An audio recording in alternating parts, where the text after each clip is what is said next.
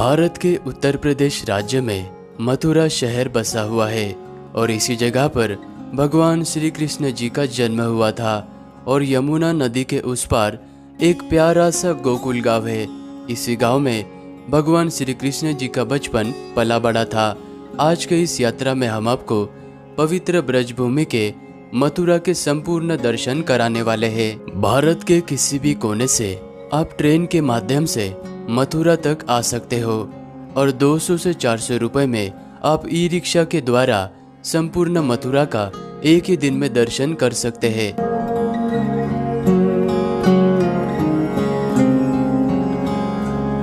मथुरा में पहुंचते ही अपने होटल रूम में फ्रेश हो जाने के बाद मैं निकल पड़ा श्री कृष्ण जी के जन्मभूमि के दर्शन करने के लिए। मंदिर के भीतर जाने से पहले आपको अपना सामान और मोबाइल यहाँ के लॉकर में रखना होता है और इस बड़े से प्रवेश द्वार से होते हुए आपको अंदर दर्शन करने के लिए जाना होता है। मंदिर के अंदर प्रवेश करते ही आपको ये खूबसूरत सा मंदिर नजर आएगा। इसी जगह पर आज से 5000 वर्ष पहले कंस का कारागार हुआ करता था और इसी कारागार में नन्हे से बाल कृष्ण जी का जन्म हुआ था। और वर्तमान में आप ये जो मंदिर देख रहे हो, इस मंदिर का निर्माण 1618 में राजा वीर सिंह बुंदेला के द्वारा निर्माण करवाया गया था।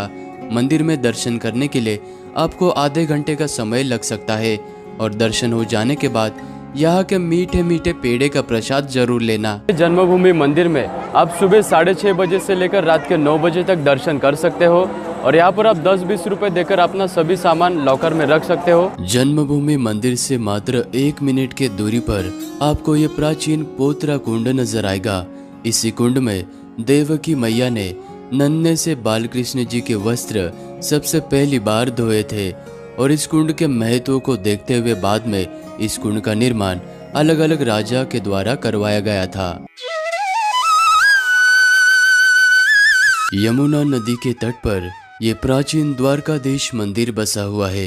माना जाता है कि इस मंदिर का संबंध द्वापर युग से है, क्योंकि भगवान श्री कृष्ण जी द्वापर युग में इसी जगह से द्वारका नगरी की ओर पधारे थे।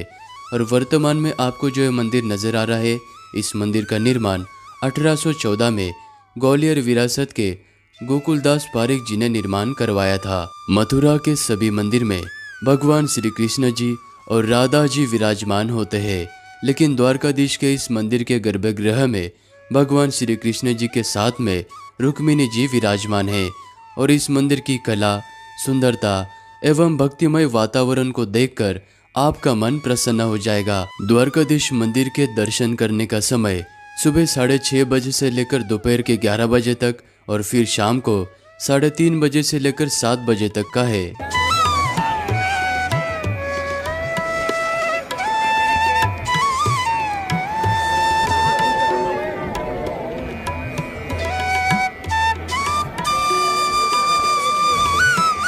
द्वारकाधीश मंदिर में दर्शन करने के बाद मंदिर के बिल्कुल पास में ही आपको ये मथुरा के सबसे प्रसिद्ध और सबसे पुराने रूपा कचौरी वाले नजर आएंगे। यहाँ पर आप फाफड़ा, जलेबी, इस तरह के तरह तरह के स्वादिष्ट व्यंजनों का लुत्फ उठा सकते हैं। अगर आप मथुरा में दर्शन करने के लिए आते हो तो यहाँ पर आप यहाँ की स्वादिष्ट कचौरी जरूर ट्राई करना। द्वारकाधीश मंदिर से मात्र 5 मिनट के ही दूरी पर यह विश्राम घाट स्थित है। माना जाता है कि भगवान श्री कृष्ण जी ने कंस का वध करने के बाद इसी जगह पर विश्राम किया था, इसलिए इस जगह को विश्राम घाट के नाम से जाना जाता है। यमुना नदी में स्नान करने के बाद आप 50 से 100 रुपया देकर यहाँ पर नौका विहार करते हुए खूबसूरत यमुना नदी के दर्शन और साथ ही में यहाँ के सभी घाट के दर्शन भी कर सकते हैं।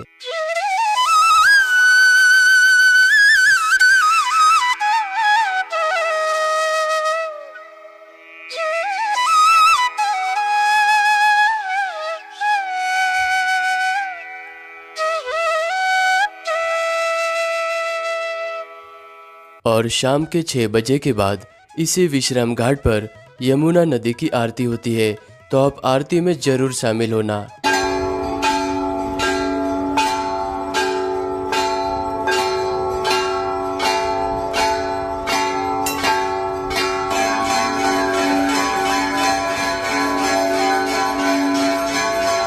विश्राम घाट से मात्र 5 मिनट के ही दूरी पर भगवान श्री कृष्ण जी के मामा कंस का किला स्थित है।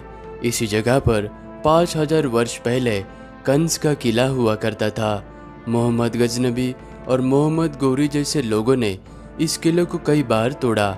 इस वजह से इस किले का 15 से 20 बार तोड़कर पुनः निर्माण किया गया था। अकबर के दरबार में सूबेदार रहे राजा मानसिंह जी ने इस किले का आखिरी बार निर्माण करवाया था और इस किले का 4 मंजिल आज जमीन के अंदर दफन हो चुका है और वर्तमान में आपको इस कंस के किले का ये ऊपरी भाग नजर आता है। और कंस किले से आप देख सकते हैं आपको यमुना जी का बहुत ही अद्भुत दृश्य नजर आता है। तो इस जगह पर आप जरूर आना, इसको मिस मत करना।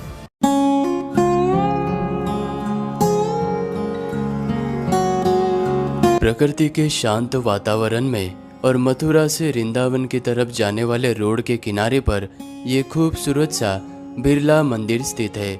इस मंदिर का निर्माण शेठ जुगल किशोर जी ने अपने माता पिता की याद में करवाया था और इस मंदिर के गर्भगृह में चक्रधारी श्री कृष्ण जी की मूर्ति विराजमान है और इस मंदिर का निर्माण महाभारत के गीता से प्रेरणा लेते हुए इस मंदिर का निर्माण कार्य किया गया था। बिरला मंदिर में आप दर्शन करने के लिए सुबह 6 बजे से लेकर दोपहर के 12 बजे तक आ सकते हो और बाद में दोपहर के 2 बजे से लेकर रात के 8 बजे तक आप यहाँ पर दर्शन करने के लिए आ सकते हो। अभी हम श्री कृष्ण जी के जन्मभूमि से 4.5 किलोमीटर के दूरी पर स्थित इस खूबसूरत जय गुरुदेव जी के मंदिर के पास में आ चुके हैं और यह मंदिर भक्तों के लिए सुबह 7 बजे से लेकर रात को 10 बजे तक यहाँ पर दर्शन के लिए खुला रहता है। मथुरा का सबसे खूबसूरत मंदिर होने के कारण इसे मथुरा का ताजमहल भी कहा जाता है क्योंकि इस मंदिर को संगमरमर के पत्थरों से बनाया गया है और इसकी ऊंचाई 160 फीट है। मथुरा की यात्रा में आप यहाँ पर भी आकर दर्शन जरूर करना। संपूर्ण ब्रजभूमि की रक्षा करने के लिए यहाँ पर भगवान शिव जी 4 स्वरूप में विराजमान है। उन्हीं में से एक है भूतेश्वर महादेव जी। अगर आप मथुरा की यात्रा में भूतेश्वर जी का दर्शन नहीं करते हो तो आपकी मथुरा की यात्रा अधूरी मानी जाती है और इसी जगह पर 51 शक्तिपीठों में से 11वां शक्तिपीठ यहीं पर है। इसी जगह पर माता सती के केश गिरे थे तो यहाँ पर भी आप दर्शन जरूर करना। मथुरा में संपूर्ण दर्शन हो जाने के बाद आप यहाँ के म्यूजियम में जरूर जाना क्योंकि म्यूजियम के अंदर हिंदू देवी देवताओं की प्रतिमा, बौद्ध भगवान जी की प्रतिमा आपको देखने को मिलती है और ये सारी प्रतिमाएं भारत के कोने कोने से जमीन के अंदर से एक्सकेवेशन करके निकाली गई है। तो यहाँ पर आप जरूर आना। मैं मथुरा में आनंद गेस्ट हाउस इस होटल में रुका हूँ। ये वाला होटल जो मथुरा, वृंदावन, गोकुल, गोवर्धन परिक्रमा ये वाले एरिया के बिल्कुल बीचों बीच में ये वाला होटल लोकेटेड है। आप चाहे तो इस होटल में भी रुक सकते हैं।